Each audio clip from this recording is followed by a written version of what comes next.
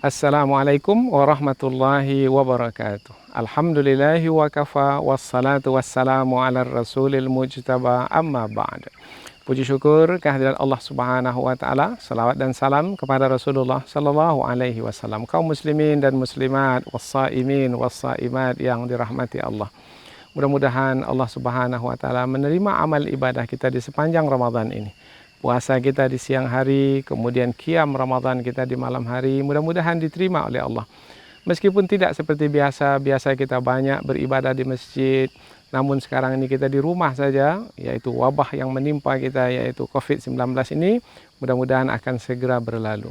Memang wabah ini adalah satu persoalan, musibah bagi kita, tetapi ada jalan keluarnya. Dan Allah Subhanahu wa taala menyebutkan di dalam surah At-Talaq ayat yang kedua, kemudian jawabannya Allah sebutkan di ayat yang ketiga. Wa may yattaqillah yaj'al lahu makhraja. Barang siapa yang bertakwa kepada Allah Subhanahu wa taala, maka Allah akan memberikan jalan keluar untuknya. Apa persoalan kita? Apapun, tanpa terkecuali wabah COVID-19 ini ada jalan keluarnya. Di dalam ayat yang berikutnya disebutkan, kalau persoalannya persoalan rezeki, kemiskinan, wa yarzuqhu min haitsu la yahtasib, dan Allah akan memberikan rezeki kepadanya dari arah yang tidak ia kira. Kalau persoalan-persoalan penyakit, Allah akan angkat penyakit. Apabila persoalan-persoalan wabah yang menimpa kita ini, Allah akan hilangkan. Karena yang menetapkan musibah itu adalah Allah Subhanahu wa taala. Dan yang akan mengangkatnya adalah juga Allah. Apa yang perlu kita lakukan adalah keimanan kita kepada Allah itu buktikan. Dengan apa kita membuktikannya? Dengan bertakwa kepada Allah. Apa makna bertakwa? Bertakwa maknanya memelihara diri dari murka Allah Subhanahu wa taala. Yang telah melakukan kemaksiatan, berhentilah dari melakukan kemaksiatan.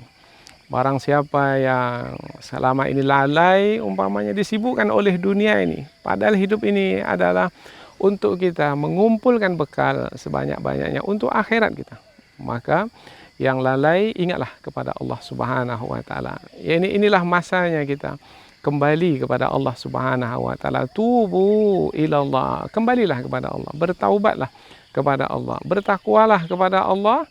Kemudian Allah akan memberikan rezeki dari arah yang tidak kita kira. Kita tidak menyangka bagaimana terangkatnya wabah ini, karena kita tidak punya kemampuan, kepakaran dalam mengetahui penyelesaian dari persoalan ini.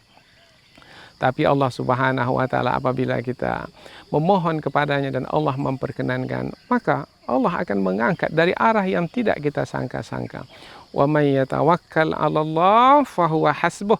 Barang siapa yang bertawakal kepada Allah, maka cukuplah Allah.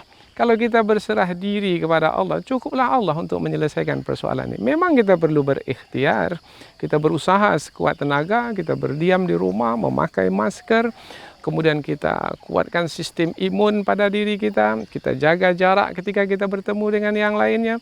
Namun meskipun semua itu kita lakukan, yang menjadi penentunya adalah Allah. Dan cukuplah Allah sebagai yang menentukan penyelesaian dari wabah kita ini. Wabah ada jalan keluarnya, yaitu Allah yang akan mengangkatnya. Bagaimana cara supaya Allah mengangkat wabah ini dari kita? Maka kita bertakwa kepadanya. Wa may yatawakkal 'alallah fahuwa hasbuh. Kemudian kita berserah diri kepada Allah. Kemudian cukuplah Allah sebagai yang akan menyelesaikan persoalan ini selepas kita berusaha dan berikhtiar. Innallaha balighu amrih. Sesungguhnya Allah Subhanahu wa taala menyampaikan urusannya, yaitu yang akan menyelesaikan persoalan ini. Qad ja'alallahu likulli syai'in qadra. Sesungguhnya Allah memiliki ketentuan, ukuran, takdir dari segala sesuatu. Maka insyaallah apa yang akan berlaku ini akan segera berlalu. Mudah-mudahan ada manfaat dari apa yang kita bicarakan ini. Subhanakallahumma wa bihamdika asyhadu an la ilaha illa anta wa astaghfiruka wa atubu ilaik. Wassalamualaikum warahmatullahi wabarakatuh.